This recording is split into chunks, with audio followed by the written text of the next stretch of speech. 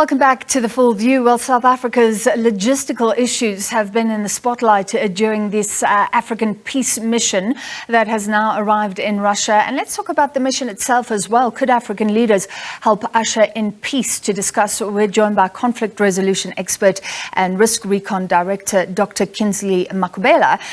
Doctor, great to have you with us as always.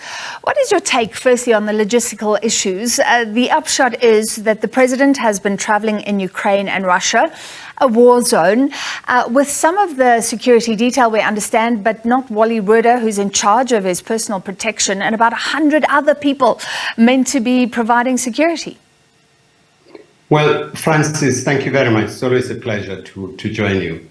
But I think we take a sigh of relief, excuse me, now that the president is out of harm's way. He's no longer in the war zone. He's now in St. Petersburg. I think the South African delegation would have to review what happened, because the statement coming from the Polish government is that there were no clearance for the weapons that were there. We don't know what's going on. So there's a need to relook at that. What were the requirements?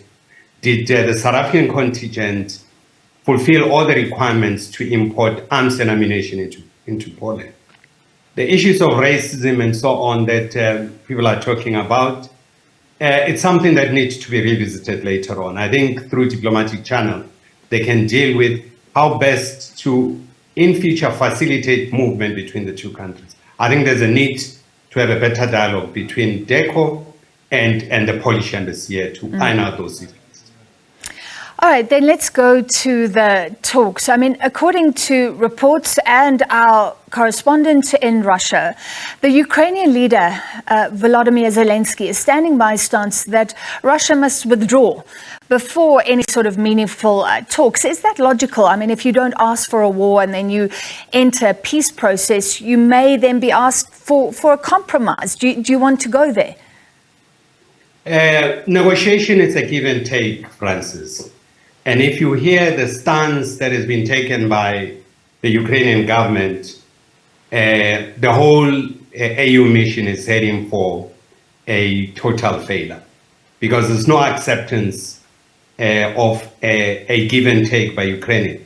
I mean, they are putting two fundamental issues, and those issues relate into recognition of the territorial integrity of the Ukraine and withdrawal by the Russian. And the other one is that Russia should compensate, and that there's not going to be any ceasefire during this process. Now, that's a stalemate. It means the conflict must continue. And I don't see the Russian accepting that, because it's essentially asking for capitulations. And the Russians are not going to do that. So will this mission succeed in persuading both parties? We don't know. We'll hear what comes out of Russia. But I think there are fundamental mistakes that were made by the African delegation. They started to engage on issues that are disputed by both parties. The issue of territorial integrity, and to start referring to the UN Charter, there's a dispute. You can't go there and state your position in your country where you stand. This is not about where does South Africa stand or where the Comoros stand. There's a dispute around the territory or a part of the country in Ukraine. It's part of the dispute, and it must be resolved through the mediation and negotiation. To start taking sides on those issues, you're compromising your neutrality. As a mediator, you must be neutral on issues at dispute. Don't state your views on issues at dispute. Listen to both parties. And now they've openly stated their views before even going to St. Petersburg. I don't know how they're going to be received by the Russians. I mean, even President Soleimani really coming out to say, I agree. He actually said, we agree with President Zelensky. How do you agree before you hear the other side? Yeah. There's another question as well. Let's stick to just South Africa. Should South Africa have gone? Some are saying there are closer conflicts here. Maybe we should play a bigger role in Sudan, for example. But although the other argument is what is happening in Ukraine is making African countries very vulnerable in the face of rising food prices, for example. So then it is relevant. What do you think?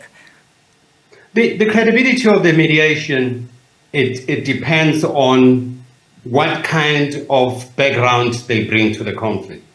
If you are coming from a conflict-prone country and you want to go and mediate and negotiate in another country, so the credibility is gone. In this case, the African continent is plagued by conflict, and we haven't seen enthusiasm of heads of state. I mean, there was supposed to be about 6 or 7 heads of state going to Ukraine and Russia.